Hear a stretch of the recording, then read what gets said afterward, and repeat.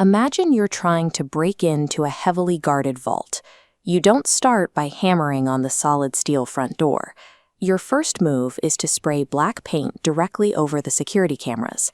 Once the cameras are dark, you cut the communication wires leading to the central monitoring station. The guards inside might be heavily armed, but if they can't see you, they can't stop you. Military reports suggest this exact strategy is currently playing out in the Middle East, as Iran systematically attempts to blind the United States' presence in the region. In modern warfare, an underdog can gain the upper hand without defeating an entire army. They simply have to destroy the superpower's ability to see the battlefield. As it happens, America's military vision in this part of the world relies on a very specific machine, one that is almost impossible to replace. To pull off this kind of military heist, the first phase involves neutralizing the perimeter security, the ground-based cameras and sensors. This phase reportedly targeted massive American ground defense systems, specifically the THAAD anti-ballistic missile units, designed to track and kill incoming threats. Mobile Patriot missile batteries were also part of this perimeter blinding effort, as their radar systems are vital for protecting regional air bases. To complete the blackout, radar installations across the Gulf, including key sites in Bahrain, were systematically taken offline. By dismantling these local detection networks, a path was cleared for deeper, more impactful strikes against the heart of the system.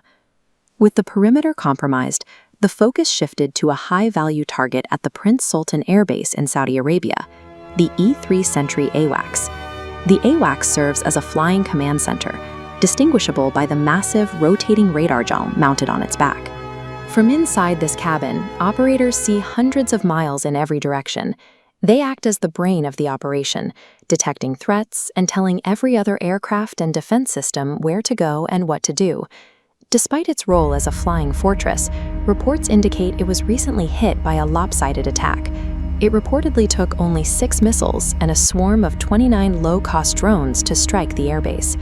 This swarm of inexpensive weapons allegedly damaged a masterpiece of American engineering, valued at approximately $270 million. Losing even one of these planes is a strategic shock to the entire U.S. military operation. The U.S. military has a total inventory of exactly 17 E-3 Sentry aircraft. Only 6 were deployed to the critical Gulf region. The logistical crisis? This high-tech radar is built onto the airframe of a vintage Boeing 707 passenger jet. Production of the Boeing 707 ended decades ago. This means that if a frame is destroyed, replacement parts and new aircraft are virtually non-existent.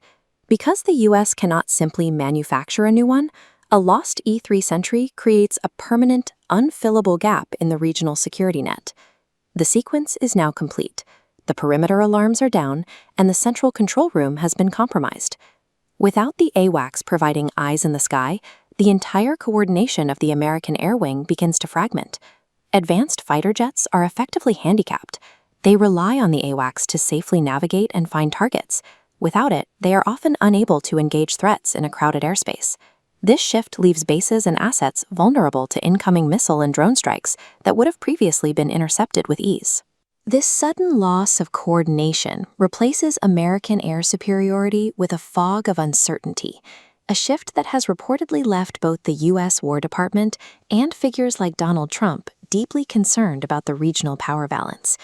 In 21st century conflict, an underdog can bring a superpower to a standstill simply by taking away their ability to see the board.